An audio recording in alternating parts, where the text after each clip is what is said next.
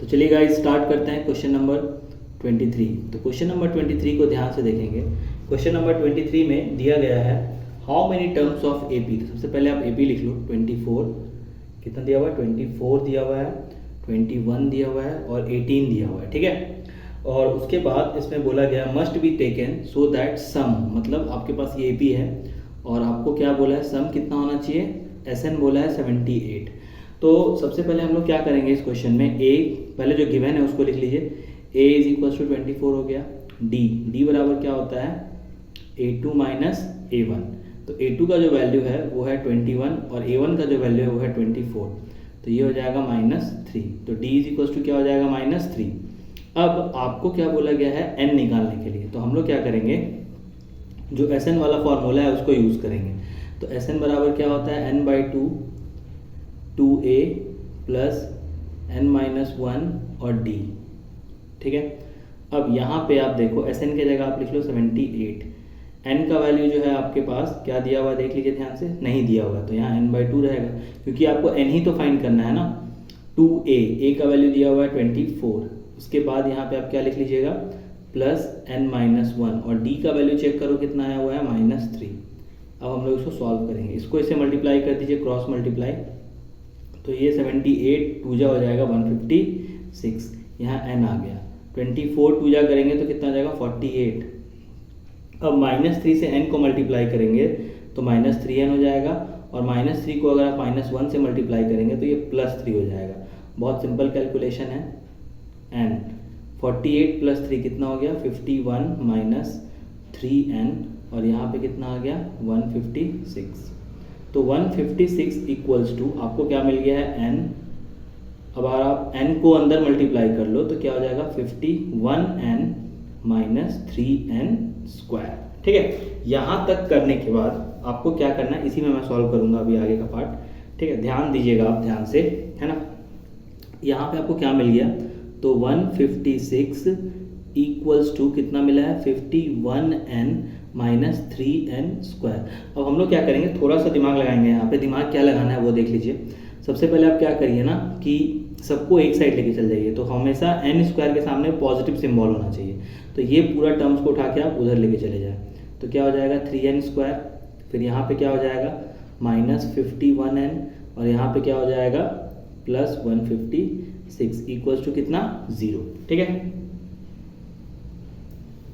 अब आगे देखते हैं। यहाँ से आप अगर देखें ध्यान से तो 3 कॉमन आपको दिख रहा होगा, तो कॉमन कर लीजिए। तो यहाँ हो जाएगा n² - 17n और यहाँ पे हो जाएगा कितना, 3 5 जा 15, 3 2 जा 6 और यहाँ पे इक्वल्स टू 0। तो ये जो 3 है ये 0 से मल्टीप्लाई होकर के 0 हो जाएगा। तो अब आपके पास एक क्वाड्रेटिक इक्वेशन बना जिसका वैल्यू है n² - 17n + 52 इक्वल्स टू 0। अब हम लोग क्या करना है, इसको सॉल्व करना है मिड टर्म ब्रेक। तो अगर आप ध्यान से देखिए, तो अगर आप 13n में 4n ऐड करेंगे तो 17n आ जाएगा और 13 को जब आप 4 से मल्टीप्लाई करेंगे तो कितना हो जाएगा, 52 हो जाएगा, ठीक है। तो हम लोग को इसको ऐसा ब्रेक करना होता है कि जोड़ने से 17 आए और इसी को ब्रेक करने से, मल्टीप्लाई करने से 52 आए। तो याद रखिएगा मिड टर्म ब्रेक बोलते हैं। n और n में कॉमन ले लीजिए। तो यहाँ हो जाएगा यहाँ n² है तो यहाँ हो जाएगा n, है ना, वही तो n - 13 और यहाँ -4 कॉमन ले लेंगे तो भी आंसर क्या आएगा, n - 13 इक्वल्स टू 0। तो अब आप देखिए आपके पास 2 वैल्यू मिल गया, n - 4 और एक मिल रहा है n - 13 इक्वल्स टू 0। तो अब आपके पास n की 2 वैल्यू है, एक है n बराबर 4 और एक है n इक्वल्स टू 13। तो यहाँ से आपको ये पता चल गया कि n यहाँ पे 2 वैल्यू में आएगा। तो इसका मतलब ये हुआ कि ये जो Sn है ये एक में n जब 13 होगा तब भी आएगा 78 वैल्यू, और जब n आप 4 लेके चलोगे, जैसे ये क्या है 24, ये 21, ये 18, इसके अगला टर्म क्या हो जाएगा 15 और फिर तीनों को जोड़ोगे तो 78 आ जाएगा। तो कहने का मतलब ये था आपका फाइनल आंसर। अब आते हैं क्वेश्चन नंबर 23 की ओर, सॉरी 24 नंबर। तो 24 नंबर क्वेश्चन में ध्यान से देखते हैं।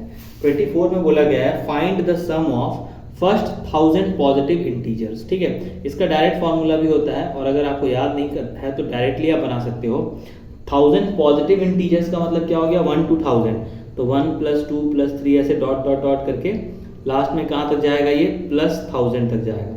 तो आपको इस पूरे का सम निकालना है। तो यहाँ से आप अगर देखो तो a का वैल्यू हो गया 1, d डिफरेंस देखी थे, ये कितने का है डिफरेंस, यहाँ 1 के बाद 2, 2 के बाद 3, 3 के बाद 4, तो मतलब ये डिफरेंस जो है ये है 1 का, तो यहाँ 1 हो गया। और लास्ट टर्म कितना हो गया, an कितना दिया हुआ है 1000। चलो n भी आपको पता है, n कितना दिया हुआ है 1000, क्योंकि 1000 टर्म्स है। तो हम लोग को Sn का एक शॉर्ट फॉर्मूला पता है, n/2 ब्रैकेट an का वैल्यू, और प्लस क्या लिखते हैं हम लोग, याद होगा आपको, an के बाद और क्या लिखते थे, a प्लस an लिखते थे। क्या लिखते थे, a प्लस an, ठीक है। तो Sn की जगह आप Sn रहने दीजिए, n के जगह आप कर दीजिए 1000/2, और a की जगह आ गया 1 वैल्यू, प्लस an की जगह 1000, 2 से कैंसिल 500, और यहाँ हो जाएगा 1001। सिंपल है, कुछ खास नहीं किया मैंने। 5 से मल्टीप्लाई करिए, 5 1 जा 5, 500, 500, 5 1 जा 5, 00। So the final answer is 500, 500। ये 1000 इंटीजर्स हैं, उसका सम अगर आपसे बोला जाएगा निकालने, तो आप ऐसे ही उसको निकालेंगे। तो क्वेश्चन नंबर 25 में दिया हुआ, if the sum of first 7 terms of an AP is 49, मतलब S7 का जो वैल्यू है वो दे दिया है 49, और उसके बाद क्या बोला है कि if the sum of first 7 terms of an AP is 49 and that of 17 terms. यहाँ पे आप अगर क्वेश्चन देखेंगे तो यहाँ पे 17 मिसिंग है। तो जो भी लोग ये पीडीएफ, मैं आपको ऑलरेडी डिस्क्रिप्शन बॉक्स में ये डाल दूंगा कि पीडीएफ है, तो इस अगर पीडीएफ में जाएंगे तो यहाँ पे 17 मिसिंग है। तो 17 टर्म का जो सम है वो 289 दिया हुआ है। तो find the sum of first n terms. क्या बोला गया है आपको कि आप n टर्म्स का सम निकालिए। तो सबसे पहले आपको पता है इसको ना हम लोग इक्वेशन फॉर्म में लिखेंगे। किस फॉर्म में लिखेंगे, इक्वेशन फॉर्म में। तो सबसे पहले S7 के लिए लिखते हैं। तो अगर आप देखो ध्यान से, तो यहाँ n तो ऑलरेडी आपको समझ में आ रहा है कि 7 दिया हुआ है, और यहाँ पे n कितना दिया हुआ है, 17 दिया हुआ है। तो ध्यान देना है आपको। तो पहले S7 के लिए स्टार्ट करते हैं काम। तो S7 के लिए अगर आप लिखने जाओगे तो S7 इज इक्वल टू क्या लिखेंगे हम लोग, n/2 2a प्लस n-1 और d, ठीक है। देन नेक्स्ट अगर हम लोग इसके लिए लिखेंगे तो यहाँ भी लिखेंगे Sn बराबर n/2 2a प्लस n-1 और d, ठीक है। अब यहाँ पे बहुत इंपॉर्टेंट चीज़ है, S7 की जगह पे आप लिख लीजिए 49, यहाँ पे n/2 कर लीजिए, उसके बाद 2a 2 है यहाँ पे और a है, प्लस 7-1। 7-1 क्यों कर रहे हैं आप देखो ध्यान से, यहाँ पे n को आप 7 से रिप्लेस कर सकते हो क्योंकि यहाँ पे 7 ऑलरेडी दिया हुआ है। तो 7 से आप n को रिप्लेस कर लीजिए, यहाँ 7-1 कर लेंगे, और d। एक बार वापस समझिए ध्यान से, यहाँ पे n = 7 था ना, इसीलिए हम लोग जहाँ जहाँ n है वहाँ 7 पुट किए हैं। तो यहाँ n 7 था तो 7-1। अब देखिए ध्यान से, 7-1 जा 7, 7-7 जा 49। अब ये इससे क्रॉस मल्टीप्लाई हो जाएगा तो 7-2 जा कितना हो जाएगा 14। अब आप ध्यान से अगर देखें तो 7-2 जा 14 हो गया, ये वाला पार्ट खत्म। अब 2a की जगह 2a लिख दीजिए, और 7-1 करेंगे तो कितना होगा 6d, ठीक है। तो चलिए ये वाला पार्ट खत्म हो गया। यहाँ से एक और आप चाहें तो एक और स्टेप कर सकते हैं, यहाँ से आप 2 कॉमन कर लीजिए तो क्या हो जाएगा a प्लस 3d, और यहाँ पे 14 दिया हुआ, तो 2-1 जा 2 और 2-7 जा 14। तो फाइनल इक्वेशन जो बनेगा आपका 7 = a प्लस 3d। क्या इक्वेशन बनेगा, 7 = a प्लस 3d। ये हो जाएगा आपका फाइनल इक्वेशन नंबर 1। सेम चीज़ हम लोग को यहाँ भी वही चीज़ करना है, तो बहुत ही बारीक से देखेंगे ध्यान से एकदम। तो 289 हो जाएगा यहाँ पे 17 लिखेंगे क्योंकि n का वैल्यू ऑलरेडी 17 दिया हुआ है। तो 17/2, 2a की जगह आप कुछ भी नहीं करोगे, प्लस यहाँ 17-1 हो जाएगा, और यहाँ पे d हो जाएगा। 17 के टेबल में 289 17 टाइम्स में आता है, क्योंकि 17 का स्क्वायर जो होता है वो 289 होता है। तो 17, अब अच्छा इसको इसके साथ क्रॉस मल्टीप्लाई कर देंगे, तो 17-2 हो जाएगा 34। अब 2a की जगह 2a लिखेंगे, और प्लस यहाँ पे 17-1 कितना हो जाएगा 16d। अगेन यहाँ से आप 2 कॉमन कर लीजिए, तो a प्लस क्या हो जाएगा यहाँ पे 8d, और यहाँ पे क्या हो जाएगा 34।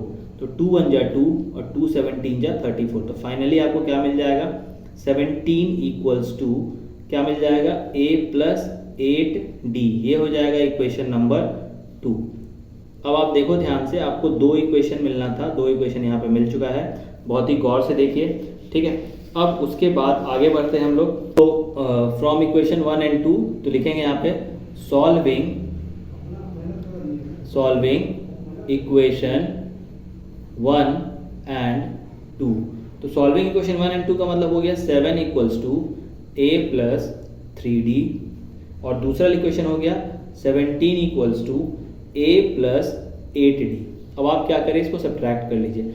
यहाँ पे बेसिकली आप अगर देखें तो एलिमिनेशन प्रोसेस यूज़ कर रहे हैं, तो याद रखिएगा इसको ध्यान से। माइनस, यहाँ भी माइनस, यहाँ भी माइनस, तो ये हो जाएगा -10, ठीक है। ये कैंसिल आउट हो जाएगा और ये हो जाएगा -5d। तो माइनस से माइनस कैंसिल, तो d इक्वल्स टू आपको कितना मिल जाएगा 2। तो 5 2 जा 10 होता है, तो d इक्वल्स टू कितना हो जाएगा 2। अब हम लोग यहाँ पे क्या करेंगे, a निकालना है आपको, तो 7 equals to a plus 3d। तो 7 की जगह 7 लिखिए, a की जगह आप a लिखिए 3, और d का वैल्यू कितना है 2। तो यहाँ पे a प्लस 6 7। तो अब अगर गौर से देखें तो a का value 7 minus 6 which is equal to 1। ये सिंपल कैलकुलेशन कर रहे हैं, इसीलिए आप ज़्यादा इसमें कंफ्यूज मत होइएगा, ठीक है। तो अब आपका a का वैल्यू 1 आ गया और d का वैल्यू आ गया कितना 2। क्वेश्चन में आगे बोला था कि find the sum of first n terms. तो आपको क्या करना है, Sn का वैल्यू पुटअप करना है। Sn का formula actually n/2 2a plus n-1d, ये पुट करना था आपको। अब आप देखो ध्यान से, n की जगह n ही रहने देना है, 2 की जगह 2 ही, 2 a की जगह वैल्यू बैठा दीजिए आप 1 प्लस n-1, और d की जगह वैल्यू बैठाइए 2। अब आप देखिए ध्यान से, n/2 2 प्लस 2 इंटू n करेंगे तो 2n हो जाएगा, -2 करेंगे। अब ये वाला -2 और ये +2 कैंसिल आउट हो गया, तो आपको क्या मिला, आपको मिला n/2 और अंदर में क्या मिला 2n। ये 2 से ये 2 कैंसिल हो गया, तो फाइनली कितना मिल गया n²। कितना मिल गया आपको, फाइनली n² मिल गया। तो इस हिसाब से आप क्या कह सकते हैं कि Sn का जो वैल्यू मिला है वो आपको कितना मिला है n², और यही आपका क्या हो जाएगा, फाइनल आंसर हो जाएगा। चलिए तो अब देखते हैं हम लोग क्वेश्चन नंबर 26। क्वेश्चन नंबर 26 में दिया हुआ है, if the sum of first n terms of an AP is 4n minus n²। तो Sn का वैल्यू दिया हुआ है आपके पास 4n माइनस n², ठीक है। और आपसे बोला गया है what is the sum of first 2 terms. पहले बोला गया है कि आपको what is the sum of first 2 terms निकालना है। उसके बाद what is the second term, मतलब आपको यहाँ पे a1 प्लस a2 का वैल्यू निकालना है, ठीक है। उसके बाद आपको ये a2 का वैल्यू फाइंड आउट करना है, ठीक है। और क्या बोला, what find the third term, a3 भी आपको निकालना है इसमें, ठीक है। ये सब मैं क्वेश्चन बता रहा हूँ क्या क्या निकालना है। एंड 10th टर्म भी निकालना है, मतलब 8 10 भी आपको निकालना है। एक ही चीज में बहुत सारा चीज निकालना है। और क्या निकालना है आपको, nth टर्म निकालना है, मतलब आपको nth टर्म कहने का मतलब यहाँ से हो गया कि an निकालना है आपको। क्या निकालना है, an। तो चलिए स्टार्ट करते हैं एक एक करके बारी बारी से। तो सबसे पहले हम लोग क्या करेंगे, पुटिंग n इक्वल्स टू 1। क्या करेंगे, इसको थोड़ा सा ऊपर कर देता हूँ ताकि आपको देखने में इजी पड़े। तो यहाँ पे हम लोग क्या करेंगे, पुटिंग n इक्वल्स टू 1। तो जैसे ही आप S1 लिखते हैं यहाँ पे, तो 4 इंटू 1 माइनस 1 का स्क्वायर, तो ये क्या हो जाएगा 4 minus 1 which is equal to 3। तो S1 बराबर वैल्यू जो आएगा आपका वो क्या आ जाएगा 3, ठीक है। अब आ जाइए n बराबर 2 पे, तो क्या आ जाएगा S2 is equal to 4 into 2 minus 2 का स्क्वायर। अब इसका मतलब हो गया 8 माइनस 4, दैट मीन्स S2 का वैल्यू कितना आ गया 4 आ गया, ठीक है। अब ध्यान देने वाला बात क्या है यहाँ पे कि जो आपका S1 होगा वही तो आपका A1 होगा, क्योंकि पहला टर्म का सम जो होगा वो तो खुद वो टर्म होगा। तो इसीलिए S1 A1 का जो वैल्यू होगा वो सेम होगा, और वो कितना होगा 3 के बराबर। अब S2 का मतलब क्या हो गया A1 प्लस A2, क्योंकि S2 का मतलब हम लोग क्या पढ़ते हैं कि सम ऑफ 2 टर्म्स, तो A1 प्लस A2। तो S2 ऑलरेडी आपका कितना आया हुआ है 4, A1 आया हुआ है 3, तो A2 निकल जाएगा यहाँ से। A2 क्या आ जाएगा भाई 4 minus 3 which is equal to 1। तो आपको यहाँ से क्या मिल गया A2 मिल गया, ठीक है। अब आपको क्या बोला था A1 प्लस A2 का सम निकाल लें, तो A1 प्लस A2 का सम हो गया 4, ठीक है। A2 कितना हो गया, तो A2 हो गया यहाँ पे आपका 1। अब A3 निकालना है, तो A3 निकालने का मतलब क्या है, हम लोग लिखते हैं A प्लस 2D। तो A के जगह पे आपको कितना लिखना है 3 और 2, और D कितना आया है, D नहीं आया है। तो हम लोग पहले यहाँ पे क्या निकाल लेंगे, D निकालेंगे। तो d इज इक्वल टू क्या हो जाएगा, a2 माइनस a1। a2 देखिए अभी आपने 1 निकाला है और a1 पहले 3 निकाले हैं हम लोग, तो -2। तो d का वैल्यू जो है वो क्या हो जाएगा, -2। ठीक है, तो यहाँ पे -2 हो जाएगा, तो यहाँ पे क्या हो जाएगा 3 - 4, a3 का वैल्यू हो जाएगा -1। अब बोलेगा सर a3 का वैल्यू -1 कैसे हुआ, तो इसको थोड़ा ध्यान से दिखा देता हूँ मैं बढ़िया से एक बार। देखिए सबसे पहले S1 और A1 जो था ना वो आपस में सेम था, तो यहाँ पे मैंने एज इट इज छोड़ दिया। S2 निकाले, S2 का मतलब सम ऑफ टू टर्म्स, तो सम ऑफ टू टर्म्स को क्या लिख सकते हैं, A1 + A2। S2 की जगह 4 डाल दिए, 3 था A1 का वैल्यू, तो A2 यहाँ से कितना मिल जाएगा आपको, 1 मिल जाएगा। D कैसे निकालते हैं, second term minus first term, second term का वैल्यू 1 है, फर्स्ट टर्म का वैल्यू 3 है, तो 1 - 3 -2। अब आपको क्या बोला था A3 निकालने के लिए, तो A3 का फॉर्मूला क्या होता है, A + 2D, तो 3 + 2 × D का वैल्यू कितना था, -2, तो पुटअप किया, -4 -1 आ गया A3 का वैल्यू। अब आपसे बोला है A10 निकालने के लिए। ठीक है, तो A10 निकालना कोई बहुत बड़ा तोप काम तो है नहीं मेरे हिसाब से, तो जल्दी से निकाल दीजिए यहाँ पे A10 क्या लिख सकते हैं आप, A + 9D। तो A के जगह आप कितना लिखेंगे, आपको पता है A के जगह आपको लिखना है 3 + 9, D के जगह आप कितना लिखेंगे, -2, तो क्या हो जाएगा 3 - 18, तो यहाँ पे -15 हो जाएगा A10। कितना हो जाएगा, -15। देख लीजिए ध्यान से एक बार, आप क्लियर चेक कर लीजिएगा, हो सकता है कहीं कुछ गलती हो तो आप कमेंट सेक्शन में जरूर कमेंट करिएगा। A10 = A + 9D, D का वैल्यू -2, 9 × 2 = 18, 3 - 18 -5। ठीक है, अब आते हैं हम लोग an पे। तो an is equal to formula क्या होता है, a + n - 1d। तो an की जगह आप an ही रहने दें, a की जगह आपका वैल्यू आया हुआ है 3 + n आपको लिखना नहीं है क्योंकि nth टर्म ही निकालना है, और d का वैल्यू आया है -2। तो अब क्या हो जाएगा 3 -2 से जब आप n को मल्टीप्लाई करेंगे तो हो जाएगा -2n, और माइनस माइनस क्या हो जाएगा +2। तो फाइनली आपको an का जो वैल्यू मिल रहा है वो हो रहा है 3 + 2 5 - 2n। तो ये क्वेश्चन यहाँ पे हो जाता है पूरी तरह से समाप्त, जिसका आंसर कितना आया, an = 5 - 2